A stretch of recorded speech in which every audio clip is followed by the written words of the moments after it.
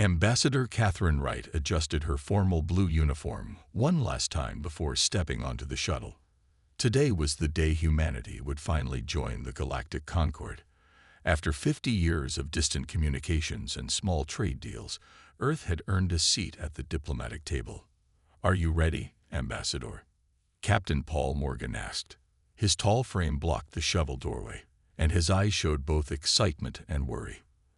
"As ready as anyone can be when meeting aliens who control half the galaxy," Catherine said with a small smile. She tucked a strand of gray hair behind her ear and nodded at the small plant in her hand. "Our gift is prepared as well." The small potted plant, an olive branch descended from Earth's oldest olive tree, was meant as a symbol of peace. Catherine had chosen it herself, thinking the ancient symbol would show Earth's desire for lasting friendship. "Remember, the Concord representatives will be formal. They value order above all else," said Dr. Frank Wells, their xenobiologist.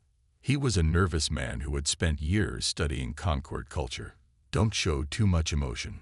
The shuttle ride from the U.S. Guardian to the massive Concord station was short but tense. Catherine held the plant carefully on her lap. Her team of 5 diplomats sat quietly, each lost in their own thoughts about what this meeting would mean for humanity's future.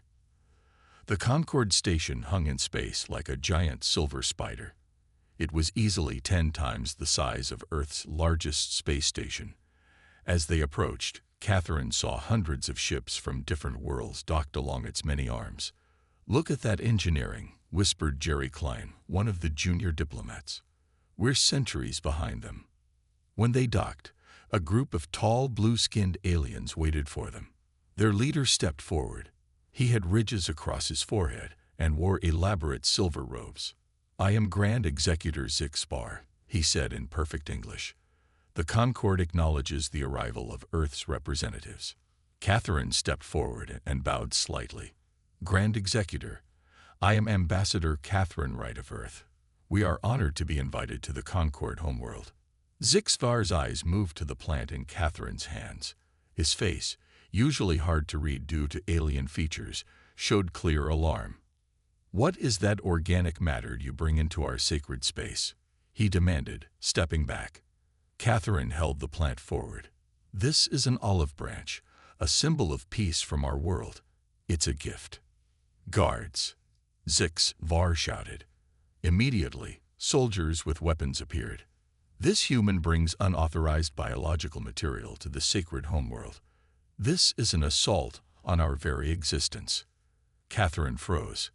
There must be some misunderstanding. We were told gifts were customary. Silence. Zixvar's voice echoed through the docking bay. "You bring foreign organisms to our world without proper decontamination. This is not a diplomatic mistake. This is an act of biological warfare."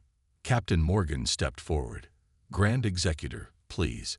This is a simple plant. It poses no threat." A guard struck Morgan across the face with the back of his weapon. The captain fell to his knees, blood running from his mouth. "The human delegation is under arrest," Zixvar announced. "Their crime is assault against the Concord homeworld through biological contamination." The guards surrounded the humans. Catherine's mind raced. How had things gone wrong so quickly? Nothing in their briefings had mentioned such extreme fear of foreign biology. As they were led away, their hands bound with glowing restraints, Catherine heard Zixvar speaking into a communication device. "Inform the fleet. Earth has shown hostile intent.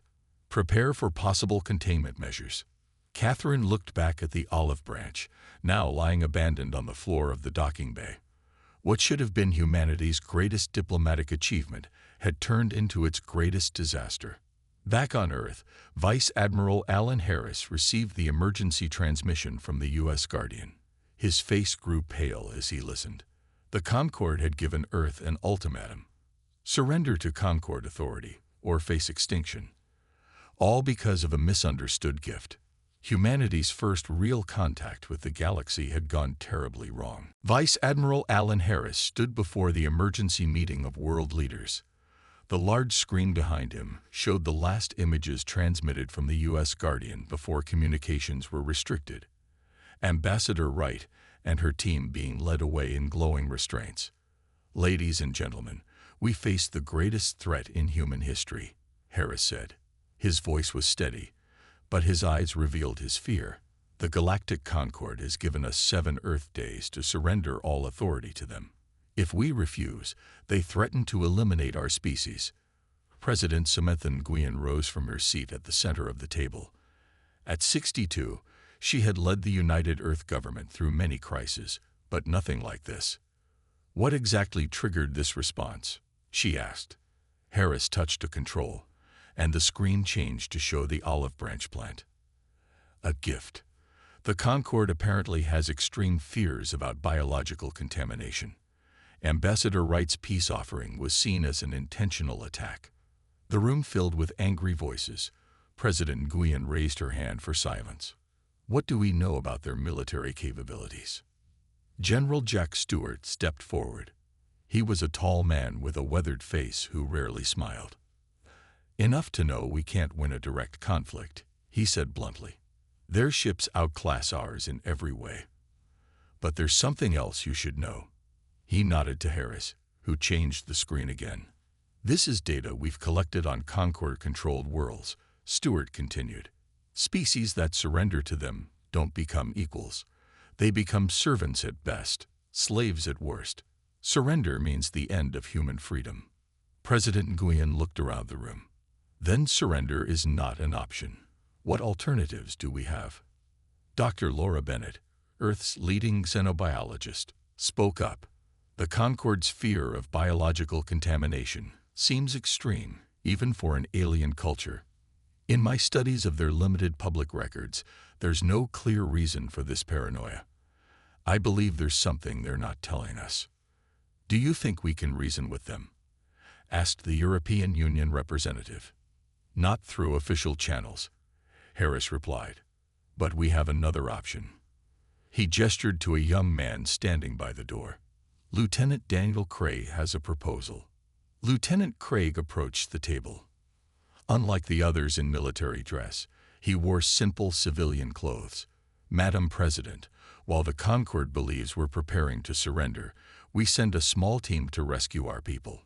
The U.S. Guardian is still in Concord space. Its systems contain valuable data that could help us understand our enemy." "A covered operation?" President Nguyen asked. "Yes, Mom. A small stealth ship with a team of 4. We've been studying Concord technology from our limited trade. We believe we can slip past their detection systems." General Stewart nodded. "While Lieutenant Craig's team attempts the rescue, Earth will appear to negotiate surrender terms. This buys us time to prepare our defenses." President Nguyen was silent for a long moment. Then she straightened her shoulders. "Very well. Lieutenant Craig, assemble your team. General Stewart, begin full mobilization under communications blackout. We'll make the Concord think we're preparing for surrender while actually preparing for war." Harris looked troubled. "Even with preparations, we face terrible odds." "Then we change those odds," President Nguyen said firmly. "Dr. Bennett, I want you and every scientist we have studying Concord weaknesses. If their fear of biology is so great, perhaps that's where we'll find our advantage." Lieutenant Craig left to prepare his team. Lisa Parker, the best tech specialist in the force. Matthew White, a combat veteran with experience in zero-gravity fighting. And Steve Rodriguez, a military medic with training in alien physiology. As the meeting ended, President Nguyen made a global announcement. She told the people of Earth about the threat, but assured them that negotiations were underway. Behind the scenes, however, every nation began preparing for the fight of their lives. On the Concord homeworld, Ambassador Catherine Wright sat in her cell. The walls glowed with a soft blue light. She had been separated from her team and questioned for hours about Earth's biological attack. Despite her training, fear crept into her heart. Not fear for herself, but for her homeworld. She knew the Concord's threats were not empty. Earth was preparing for war. And somewhere in the darkness of space, a small stealth ship powered up its engines, beginning the desperate mission to save the imprisoned diplomats. The stealth ship Sparrow moved silently through Concorde space.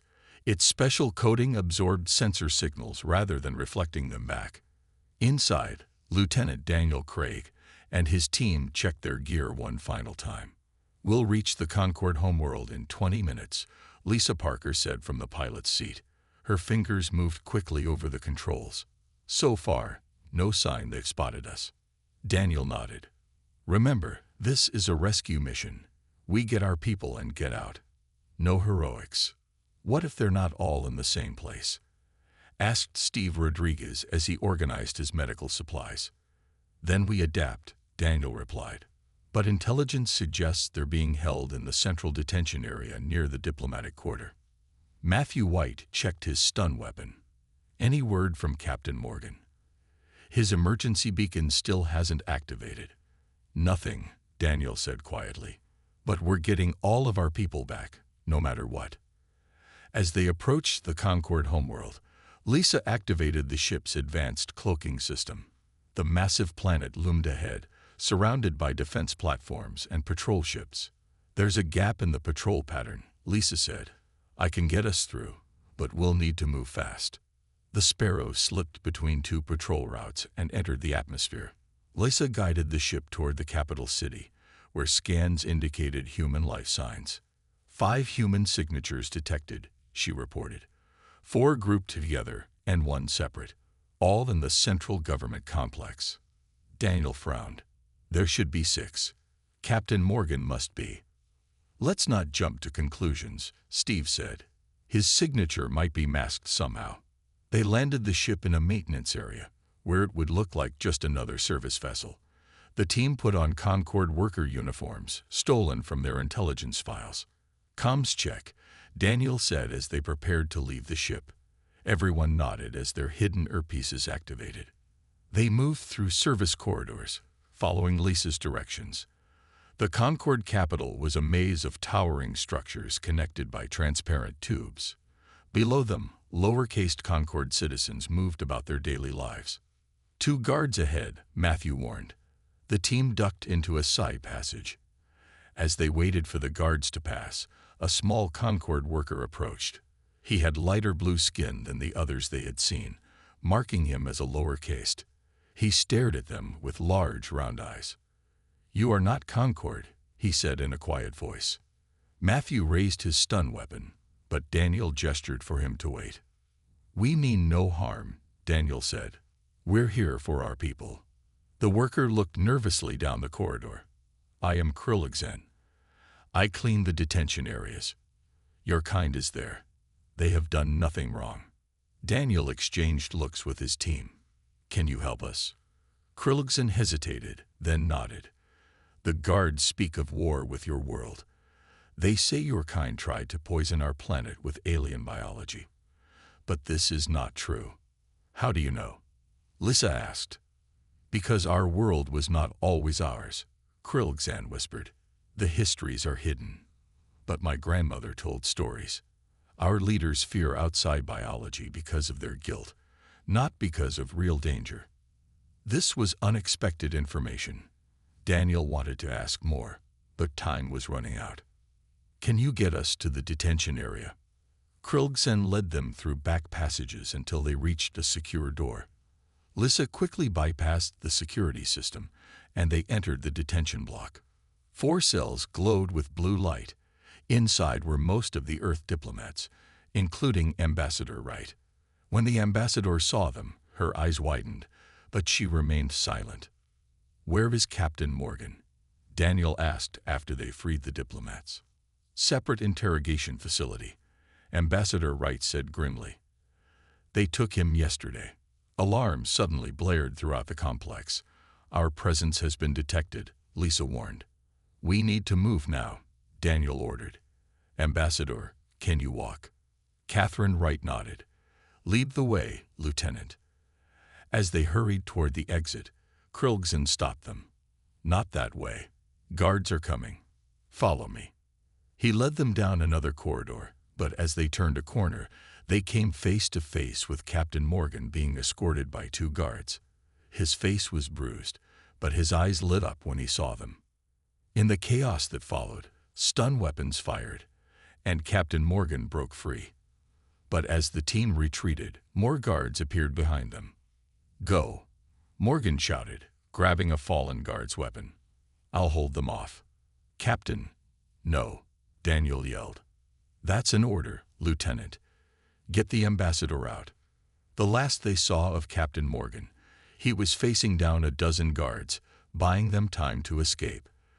The Sparrow lifted off as weapons fire streaked past it, carrying the rescued diplomats, minus one brave captain, back toward Earth and the coming war. The Sparrow escaped Concord space with several close calls.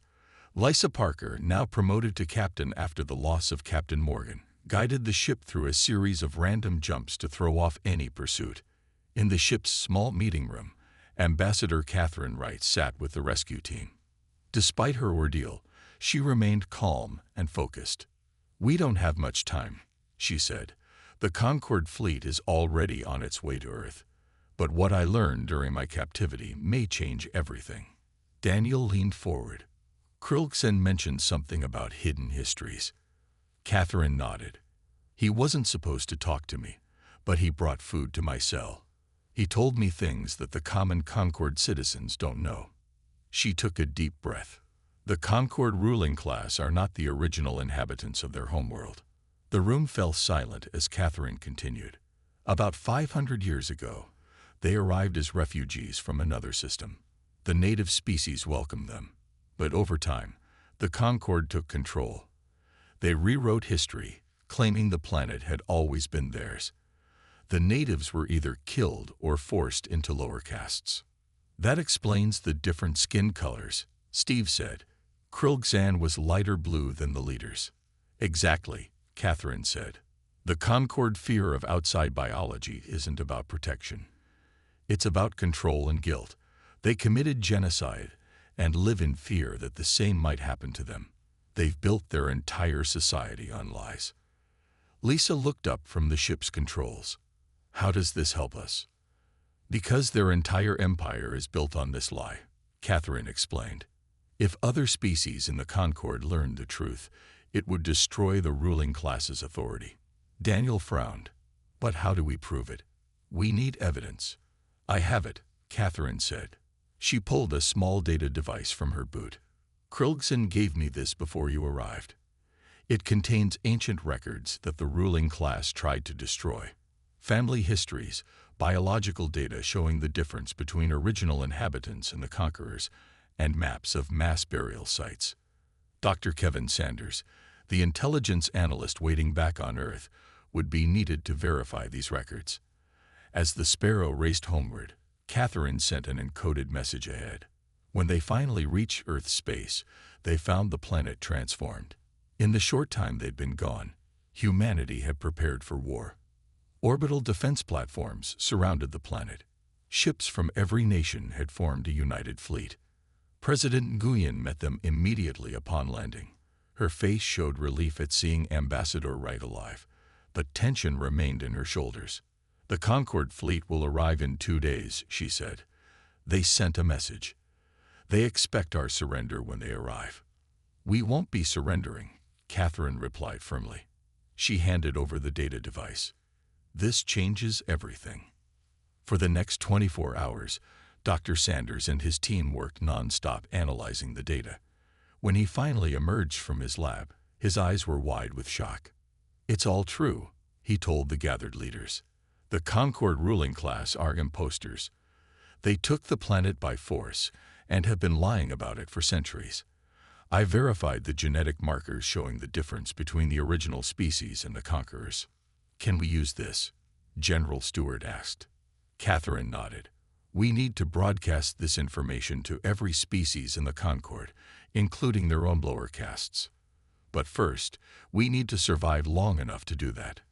On the main screen, the long-range sensors showed the Concord fleet approaching. Over 300 warships against Earth's hastily assembled defenses. "Do you think the other Concord species will care about ancient history?" President Nguyen asked. "They'll care about being lied to," Catherine said. Many of them were forced into the Concorde using the same fear of biological contamination. If they learn it was all based on a lie. Before she could finish, alarms sounded throughout the command center. The Concorde fleet had arrived earlier than expected. They emerged from faster-than-light travel at the edge of the solar system. A communication came through on all channels. Grand Executor Zixpar's face appeared on screen. "People of Earth," he said coldly, "the time for your decision has come. Surrender or be destroyed." Ambassador Wright stepped forward. The coming battle would determine not just Earth's fate, but potentially that of the entire galaxy. The Concorde fleet arrived with overwhelming force. 300 warships against Earth's hastily assembled defenses. The massive alien vessels spread out in attack formation as they entered Earth orbit. "They expect us to surrender without a fight," Admiral Harris said, watching the tactical display. "They think we're primitives." President Nguyen stood beside him in the command center deep beneath the Rocky Mountains. "Then let's surprise them." Around the world, people watched the sky with fear and determination. They had been told the truth about the Concorde and the choice humanity faced: fight or become slaves. There was no panic, only grim resolve. "All defense stations report ready," Commander Olivia Chen announced. Her fingers moved quickly over the control panel. "Civilian evacuation to underground shelters is at 97%. On the main screen, Grand Executor Zixpar's face appeared again. "Your time is up." "What is Earth's answer?" President Nguyen stepped forward. "Earth will not surrender to lies and tyranny. We choose freedom." Zixpar's expression hardened. "Then you choose extinction." The screen went dark. "All units, defensive pattern Alpha," Admiral Harris ordered. "Remember your training." The Concorde ships opened fire. Energy beams streaked toward Earth, only to be intercepted by the planet's new shield system. Technology reverse-engineered from studying Concorde designs. The shields wouldn't hold forever, but they didn't need to. "Launch all fighters," Harris commanded. From hidden bases around the planet, Earth's space fighters took off. They were smaller and less advanced than Concorde ships, but they had one advantage: human pilots who had trained for this moment. Eric Martinez was one such pilot. 6 months ago, he had been flying cargo in the Australian outback. Now he led a squadron of fighters against the most powerful empire in the galaxy. "Blue Squadron, form up," he called to his team. "Remember, hit and run. Don't stay in their firing arcs." The Earth fighters darted between the massive Concorde ships. Their weapons couldn't penetrate the larger vessel's shields, but that wasn't their purpose. They were there to distract and confuse. Meanwhile, Earth's larger defense ships moved into position. These vessels carried the real surprise: weapons specifically designed to target Concorde shield frequencies. "Target the command ship," Admiral Harris ordered. "Fire when ready." The Earth defense ships fired together. Their beams cut through the Concorde flagship's shields as if they weren't there. The massive alien vessel shuddered under the impact. On the Concorde flagship, Zixvar staggered as the deck shifted beneath him. "Impossible," he shouted. "How did they penetrate our shields?" "Unknown," Grand Executor, his second-in-command, replied. "Their technology should not be capable of this." In the Earth Command Center, cheers erupted. "Direct hit on their flagship," Commander Chen reported. "Their shields are weakening." But the celebration was short-lived. The Concorde fleet regrouped and changed tactics.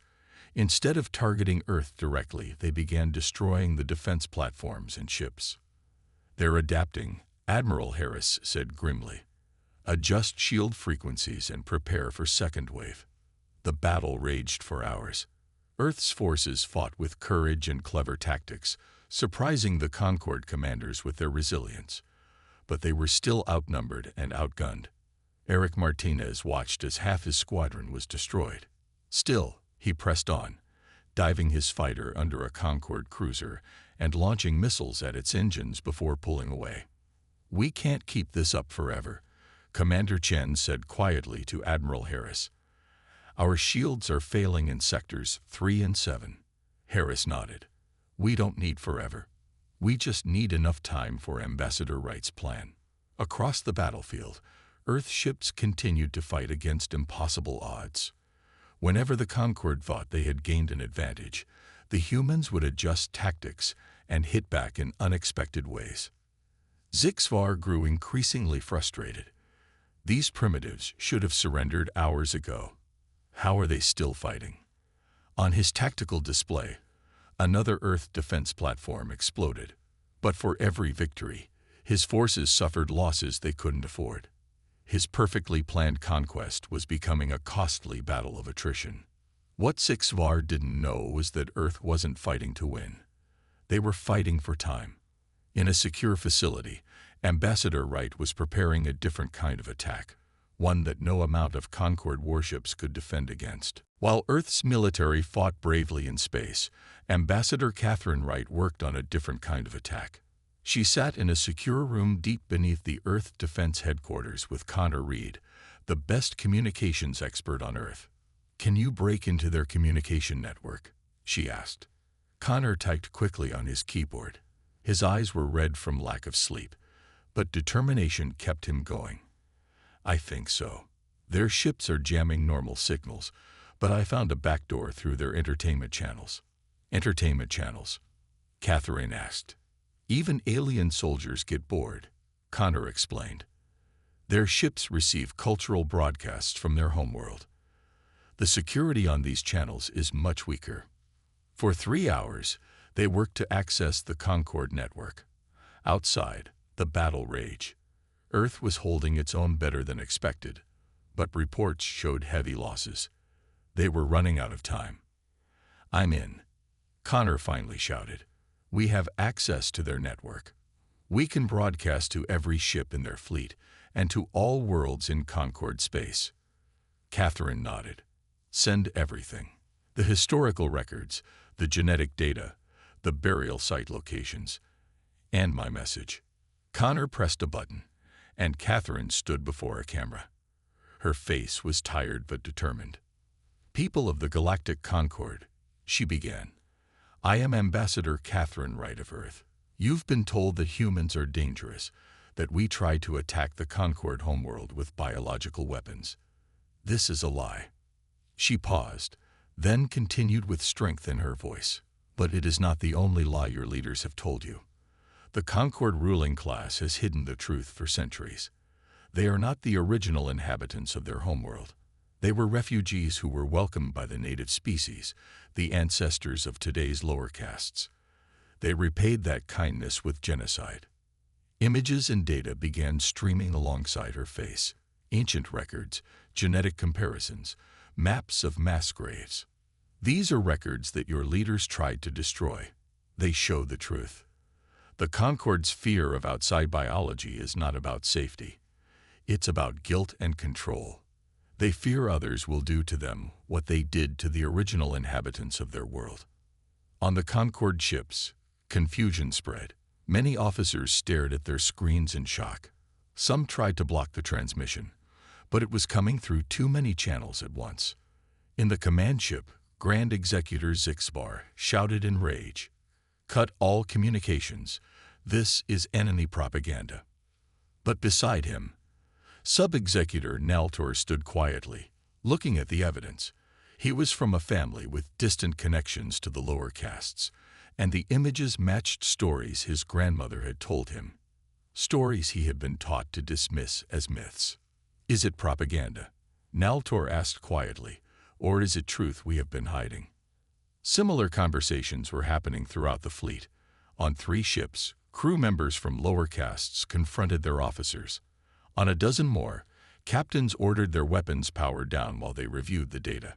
Back on Earth, Connor watched his monitors with growing excitement. It's working. 7 Concord ships have stopped attacking. 3 more are arguing with the flagship. Catherine continued her broadcast. "We don't ask you to believe just our words. Examine the evidence yourselves. Ask your elders about the old stories. Look at the genetic differences between your castes. The truth has been in front of you all along." She leaned forward, her voice becoming more personal. Earth doesn't want war. We wanted to join the galactic community as equals. We still do. But we will not surrender to lies and oppression. We ask all free-thinking people of the Concord to stand with us against tyrants who built their power on genocide. On the largest Concord battleship, Captain Mevner, a respected officer from a mixed-caste family, made a decision. He ordered his weapons deactivated and opened a channel to Earth. "This is Captain Mevner of the Concord vessel Justice. We wish to discuss these claims further. We request a ceasefire and a meeting with your ambassador Wright." One by one, more ships followed his lead. The battle wasn't over, but for the first time, there was hope that it might end with words rather than destruction. The next 12 hours changed the galaxy forever. Captain Mevner's ship was just the first to break ranks. Soon, 1/3 of the Concord fleet had stopped fighting. Some remained neutral, watching and waiting. Others openly sided with Earth. Grand Executor Zixbar refused to acknowledge the rebellion. His loyal ships continued to attack Earth's defenses, but they were now outnumbered. In a secure meeting room on the neutral space station orbiting Mars, Ambassador Catherine Wright sat across from Captain Mevner and representatives from 5 other Concord ships. President Nguyen joined by secure video link. "The evidence you provided matches old stories passed down through lower-caste families," Mevner said. His blue skin was lighter than Zixvar's, showing his mixed heritage. "Many of us suspected something was not right with our history, but we never had proof." "What happens now?" Catherine asked. "Civil war, unless we act quickly," said a female Concord officer named Trelvan. Already, 3 other species in the Concord have declared they no longer recognize the High Council's authority. As they spoke, messages arrived from across Concord space. The Krell, a species known for their scientific achievements, announced their support for Earth. The Vulturi, masters of trade, followed soon after. Then came the Melosians, whose empathic abilities had always made them uncomfortable allies of the Concord rulers. "My people are rising up," said Krilgzan, who had been brought to the meeting at Catherine's request. "The lower castes have suffered for centuries. Now they know why." President Nguyen spoke carefully. "Earth doesn't want to destroy the Concord. We want reform." "Reform may not be possible with the current leadership," Mevner replied. "Zixvar would rather die than admit the truth." As if summoned by his name, alarms sounded throughout the station. On the main screen, they saw Zixvar's flagship breaking away from the battle. It was heading directly toward them. "He knows we're meeting here," Trelvan said. "He's coming to silence us." Catherine stood. "We need to get everyone to safety." "There's no time," Mevner said. "But we don't need to run." He activated his communicator. "This is Captain Mevner to all ships who stand for truth. The Grand Executor is attacking the peace delegation. Intercept him." From all directions, ships moved to protect the station. Not just Concord vessels, but Earth ships, Krell science vessels, and Vulturi trading ships equipped with surprising weaponry. Zixvar's flagship found itself surrounded. A voice crackled over the communication system. "This is Sub-Executor Naltor. I have relieved Grand Executor Zixvar of command for crimes against the people of the Concord. I surrender this vessel and request to join the Alliance for Truth." A cheer went up in the meeting room. Catherine smiled, but she knew the work was just beginning. "We need to formalize this alliance," she said, "not just to win this conflict, but to build something better afterward." For the next several hours, they drafted what would later be called the Mars Declaration. It acknowledged the truth about Concord history, abolished the caste system, and established a transitional council with representatives from all species, including humans. As news of the declaration spread, more Concord ships defected. Fighting continued in some areas, but the tide had clearly turned. On Earth, people gathered around screens to watch the historic broadcast. President Nguyen signed the declaration first, followed by representatives of each allied species. "Today marks a new chapter for all our peoples," President Nguyen said. What began as a misunderstanding about a plant has led to truth and freedom for billions across the galaxy. In space, ships that had been firing on each other just days before now flew side by side. The revolution that began with a woman diplomat saying, "You assaulted our home," had become a movement for justice that would reshape the stars. But Zixvar had escaped in the chaos, taking loyal followers with him. And not all Concord worlds had accepted the new reality. The galaxy was changing, but danger still lurked in the shadows. 3 months after the Battle of Earth, representatives from 27 worlds gathered on the Concord homeworld. The Grand Meeting Hall, once reserved only for the ruling class, now held beings of all species and backgrounds. Ambassador Catherine Wright stood at the center of the hall. She had aged in these months. Silver streaks now ran through her hair and lines marked her face. But her eyes remained sharp and determined. "Today we sign the new Galactic Charter," she announced. "Not a document of conquest or fear, but one of cooperation and truth." The hunt for Zixvar had ended 2 weeks earlier. His ship had been found damaged and abandoned near the edge of known space.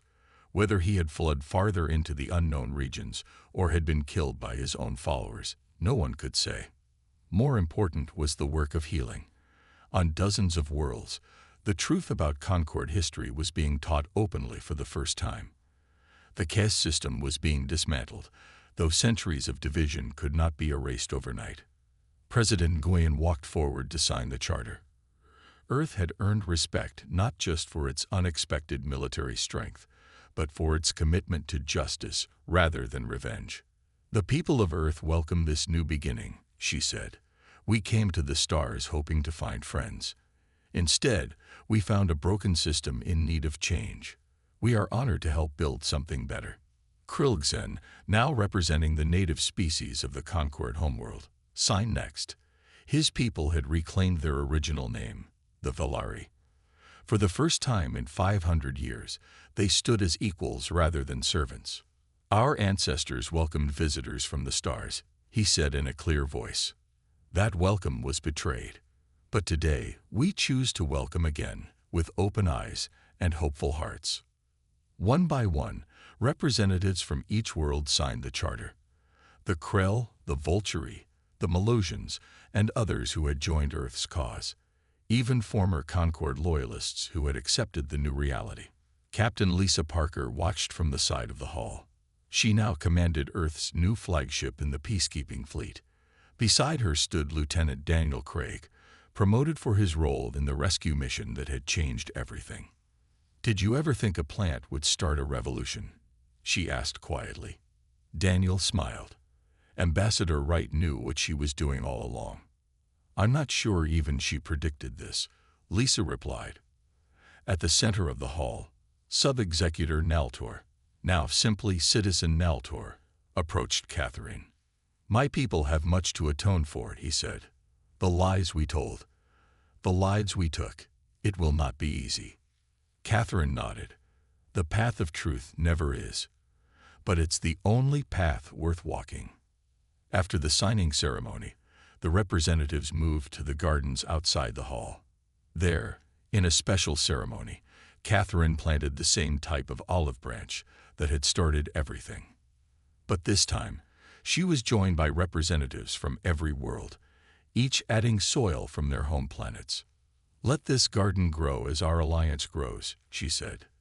"Different species, different worlds, but rooted in the same soil of truth and respect." As the sun set on the Concord homeworld, now called New Valeria, Catherine stood alone by the newly planted garden. General Stewart joined her.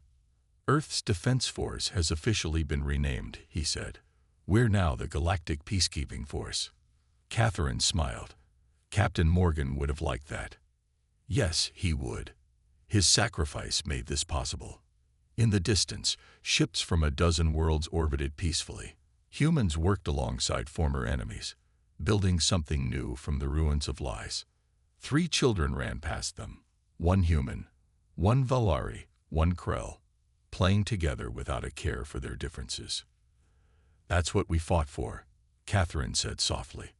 As stars appeared in the darkening sky, Catherine looked up and thought of all the worlds yet to be discovered. Earth was no longer alone in the universe. The road ahead would not be easy, but for the first time, it would be traveled together, in truth. The olive branch that had once been called an assault had become the symbol of a new beginning, for Earth and for the entire galaxy.